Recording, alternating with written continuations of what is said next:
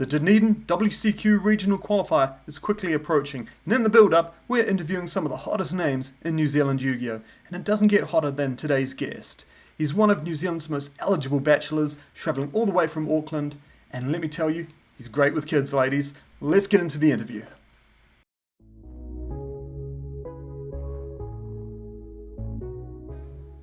How dare you, sir?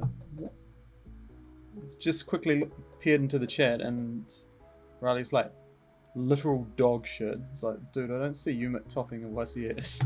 Yeah, exactly. Striker.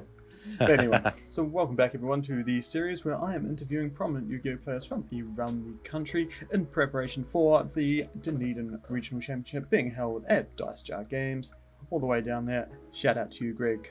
And today I am chatting with Connor Schaumkell from Auckland. Let's see, Pranky Boys. Yep. Team Pranky Chaos. Boys, Team Chaos, Team Monkey. Team Monkey. My god. Fingers in a lot of pies, banana flavoured pies, banana cream pies. Right, how are you feeling about Dunedin? Yeah, I'm looking forward to it. It seems like a good event. It'll be fun to play against players I don't usually play against. You know, it's a small pool up here, so you're always playing the same people. Excuse me. So yeah, looking forward to playing other good players that I've never played before. You do know you're going to Dunedin? Yeah, I'm sure there'll be some there. Yeah, I mean, like, Christchurch is struggling.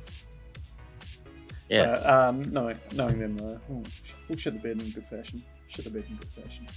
But yeah, I'm also looking stoked to it as well. You, of course, made the smart choice in getting a Friday night flight down. I am myself riding that lightning of getting a Saturday morning flight again. And after our disastrous trip last time, I don't blame you. Yeah, not taking that chance again. Getting plain FTK'd was not the one. Yeah, tournament starts at 11. I think my flight gets in about 9. I am literally going to have to go straight to the venue, and hopefully I've sorted all my crap on the planes there. But speaking of preparations for this tournament, are you doing anything special? Like get yourself into the mindset of things? Yeah, just watching a lot of content. We just had the YCS Charlotte wrap up this morning, and it was good to see all the prank kids decks filling up the top 32. A bit expected, to be honest. It's like that helmet deck that also has a lot of things that are going for it at the moment. Yeah, and the results have only just come in the last bit as well, and they took out first place to, surprisingly, Old but the trap version of Eldritch. What do you make of that? Yes. Yeah, I think that was pretty good. I think it's quite a rough matchup when they have floodgates like Goes and Match, Rivalry.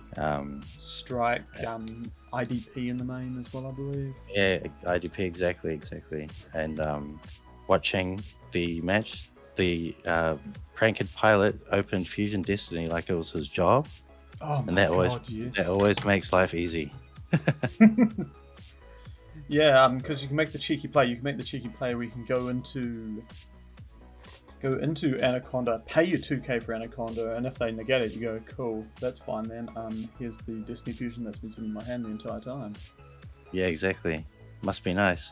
But it gets quite rough for prank kids when they've only got DPE as a singular pop. They've got the Draco Back Rider.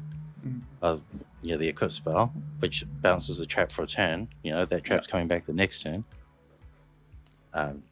Yeah.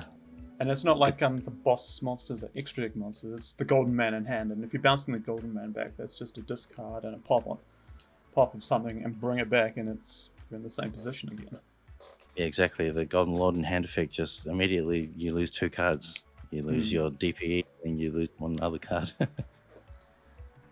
Yeah, exactly. So let's have a look. Looking at the top 32 there. Looking at the top 32.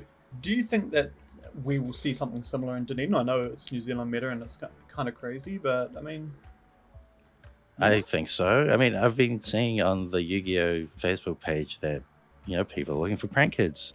And apparently a lot of people have their adventure engine as well. So I'm imagining people trying to make the most out of that, playing one of the better decks of the format.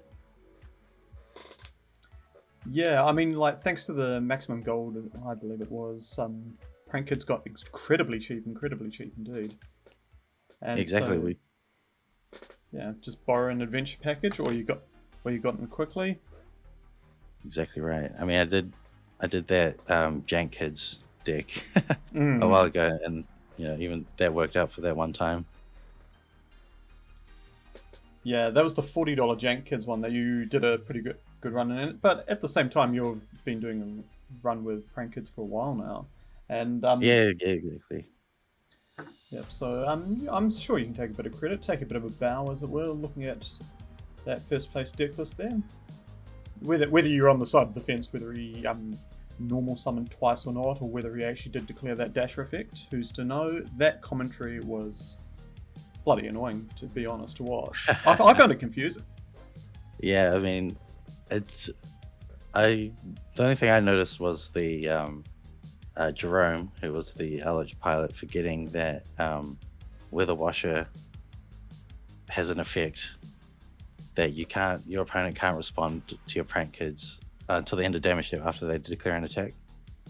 Right, yes. It does have one of those secret little effects there, doesn't it? Yeah, exactly. I think if you're top 32, top even the finalists, there's something you shouldn't be forgetting. Mm.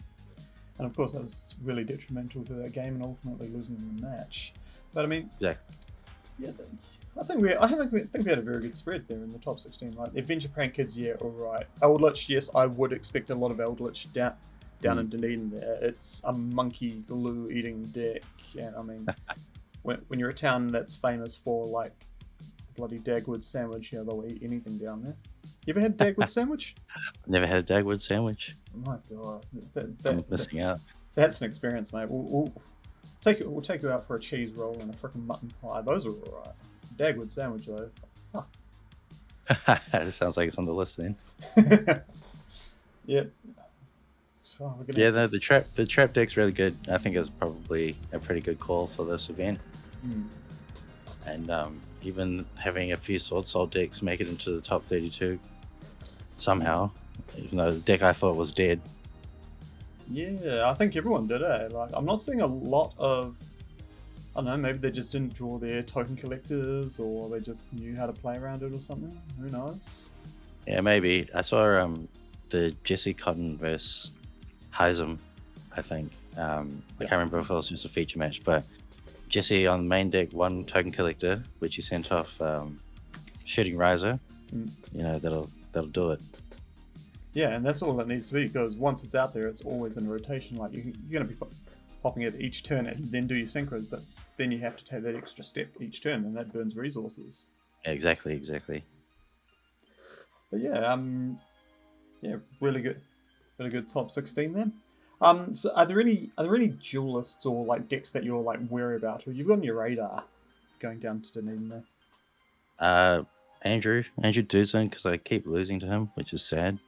I think he's probably been playing prank kids longer than you have. Definitely, because I only started playing when Meow Meow came out. Oh yeah, he was doing it well before then and doing crazy Thunder Dragon combos and everything. Yeah, I played him in the 3v3 and I won the role, but I didn't draw any prank kids. At least you can back that up. At least you can back that up now, and you can like at least do like adventure combo and DPE scythe if you really wanted to. I don't need to know if you're on that stuff. You don't even need to see a prank kid anymore. Where are the kids? Yeah, exactly. Do you know where your kids are? Yeah, the more I changed my deck, the less kids ended up in it. But I think always good to go to old reliable. Yeah, I'd like to say I'm going to old reliable of Cyber Dragon for this tournament, but with the branded deck not being available for the weekend is both a blessing and a curse. One, you don't need to practice as much intently for it, but at the same time, I have been practicing with that deck in my Cyber Dragons, and suddenly I'm completely blown out. I don't know what I've been doing. Yeah, it's unfortunate. Very unfortunate. So yeah, I don't know. Buying Prank Kids and Adventure Shrugs for one weekend. Yeah, I think I'm imagining there'll be a couple Cybers Eldritch decks, and that's the bane of my existence at the moment. I just can't seem to beat that deck. I suppose it goes either way though. Like I've either seen it draw just the adventure stuff, cyber stuff, or I've either seen it just draw the thing stuff. It's sort of 50-50. Yeah, exactly. I mean, it's good. Like, it doesn't play into many of the hand traps at the moment.